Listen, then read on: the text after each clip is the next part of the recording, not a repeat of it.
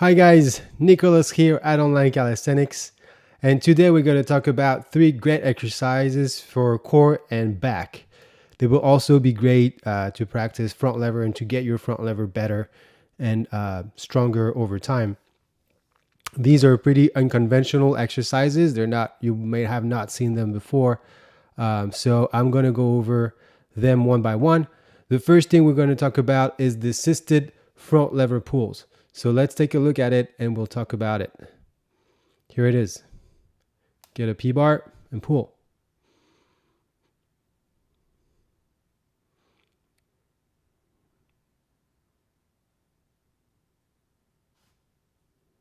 You can switch your grip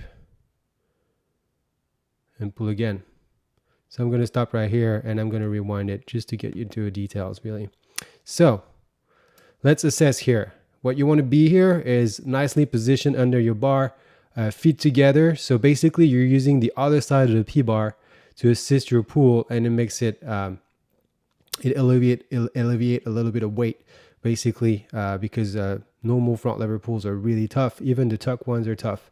So with this, you get a little bit of ease on your body by taking some weight off, but it makes the pull pretty hard as well, because basically you're going to have to pull to your hips in a way, so your belly button really. So it's not just your normal row. It's going to be much lower than a typical row, and you'll basically get a benefit of core activation while you pull. It's going to be a mix between a row and a lat pull down in a way. So these are very effective to build strength and really fire little bits of your muscle chain that you may not fire on normal rows. So I highly recommend them. The pulling technique, if you follow my videos, it's pretty similar to other techniques, which is you really want the false grip. You want to protract your shoulders at the bottom of the movement so you get that nice shrug, a range of motion once you get at the bottom, and then pull the bar to your belly button when you get up. You want to keep a straight line from your knees to your shoulders, basically a hollow line. So that would mimic a front lever pull in a way once you do it. The last thing to really be aware of is you want to be super dynamic on these. You want to go as fast as you can, so you trigger your nervous system and makes it very difficult basically on the body. So you can't really do many reps on these. So I'd say anywhere from 5 to 10 is usually a good amount. Start wherever you can and then get at it and pace it up with time. So let's take a look again. Here, breathe on the way up, exhale on the way up, inhale on the way down. Really pulled all the way up. The isometric holds, the static holds are great as well. So you can combine those with your reps. It's going to make the workout as much efficient. So combine these, and you can also switch your grip and get a chin up grip. So you get best of both worlds really. So the pulling is going to be slightly easier with the chin up grip. You can use or don't use your thumbs. These are 2 different alternatives. They're great. So get at it. The assisted front lever pulls, really good. The second exercise we're going to talk about is a tuck front lever pull. So it's with the high bar, and really what it's going to be is you want to go from the bottom to the top, rolling your body in and just holding it there and then coming back down. Let's take a look. All the way up, all the way down. Extend and compress all the way up. One more time, and down. So you really want to control the way down, very important. The first third or half of the movement, it's a lat pull down. So try to pretend, instead of getting your body up, try to pretend you're trying to pull the bar down in a way. So by doing so, your body is going to get up.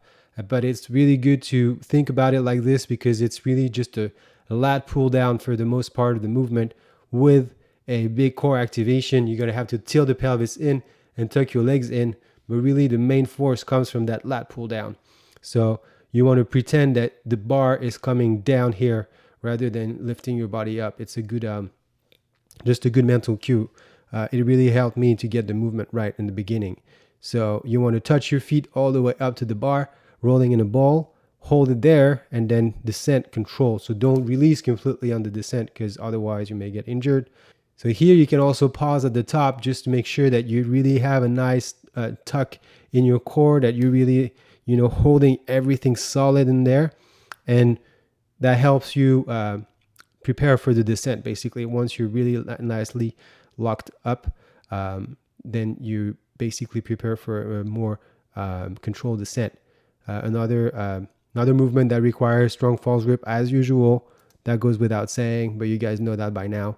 So keep that false grip solid and pull it up and control the descent. The last thing we're going to talk about today is a slightly more advanced movement or position. It's basically an elevated hollow hold.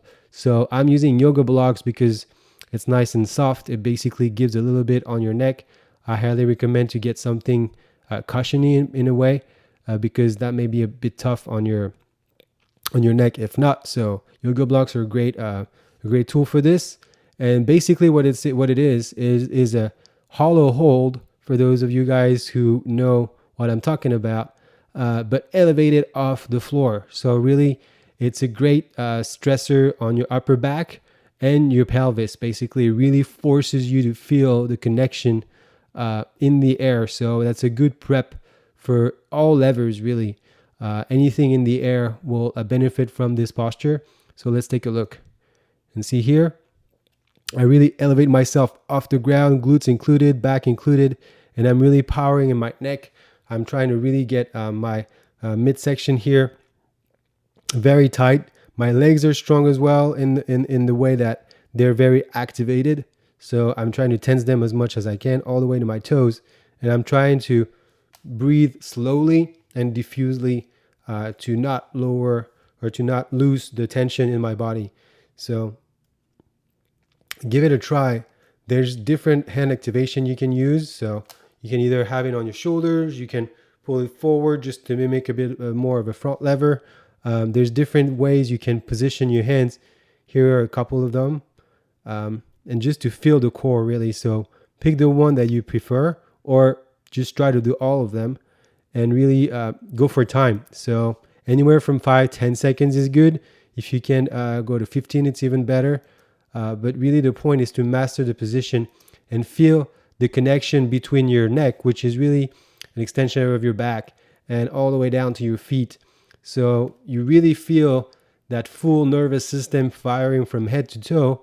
And that's really what we want when it comes to levers, whether it's a back or front lever or flag, any type of lever, even dragon flag, really.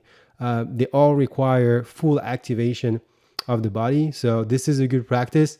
It is a more advanced movement than the two previous ones we talked about. Make sure to tense your neck as much as possible. Get strong in the shoulders. Do not let the body fall, basically. Try to really maintain that tension in your body as much as possible. Give it a try and practice, really. Stay focused on your goals, and this will pay off eventually. I guarantee it. So that's it for today, guys. For those of you who are new, feel free to smash the like button and the subscribe button. It really helps other people find the content on YouTube, and I highly appreciate it. And if you have any questions, feel free to drop in the comment. Happy to answer any of you guys. And stay tuned. Get some good workout this week, and I will be back next week with a new video. Take care, guys.